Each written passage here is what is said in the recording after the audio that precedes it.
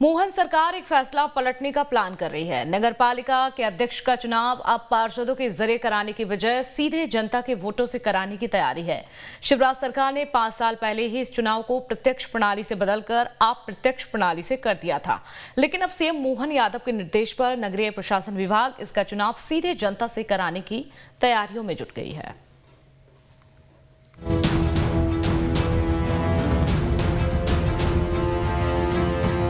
मध्य प्रदेश में नगरीय निकाय चुनाव में बदलाव की तैयारी चल रही है। दरअसल शिवराज सरकार के दौरान नगरीय निकाय चुनाव में कई परिवर्तन कर दिए गए थे। अब मोहन सरकार फिर से इसमें बदलाव की तैयारी में जुट गई है। इसका सीधा असर नगर पालिका और नगर परिषदों के अध्यक्षों के चुनाव पर पड़ेगा। मोहन सरकार मेयर इलेक्शन की तरह ही नगर पालिका अध्यक्ष और नगर परिषद अध्यक्षों का चुनाव सीधे जनता से करना चाहती है, ताकि अध्यक्षों के ऊपर से पार्षदों का दबाव खत्म हो सके।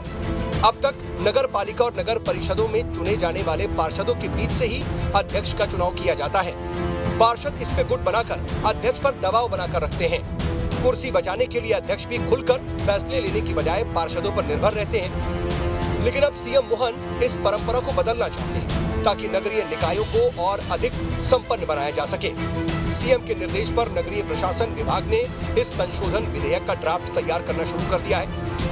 देखिए, भारतीय जनता पार्टी सरकार सदैव नगरीय निकायों के प्रत्यक्ष चुनावों की पक्षधर रही है। हमारी सरकारों के दौरान पूर्व में भी प्रत्यक्ष प्रणाली ही अपनाई गई थी।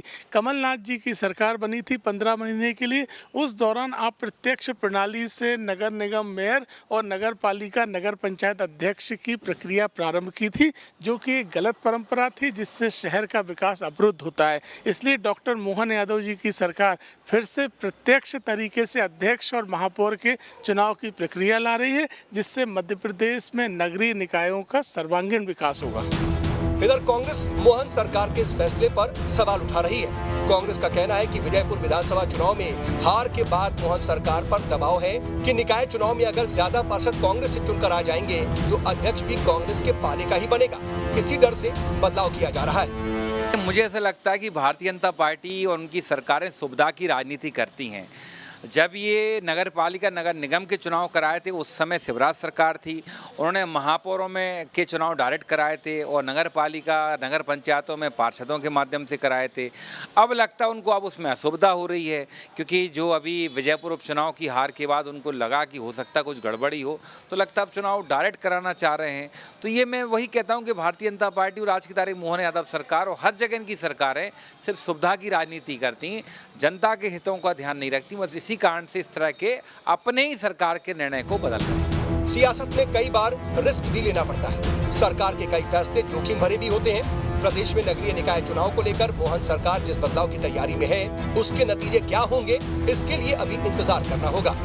डायरेक्ट इलेक्शन की अपनी ही महिमा है। इसमें जनप्रतिनिधि सीधे जनता से चुनकर आता है।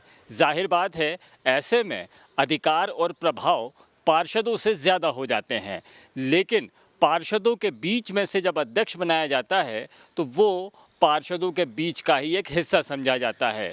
अधिकार संपन्न बनने के लिए जनप्रतिनिधि ये चाहते हैं कि नगर पालिका और नगर परिषदों में अध्यक्षों के चुनाव डायरेक्ट प्रणाली से ही हो, और सरकार इस बार उनकी ये मंशा पूरी करने जा रही है। वीडियो जर्नलिस्ट आशू खान के साथ संदीप भमरकर, न्यूज़ स्टेट, मध्य प्रदेश, छत्तीसगढ़।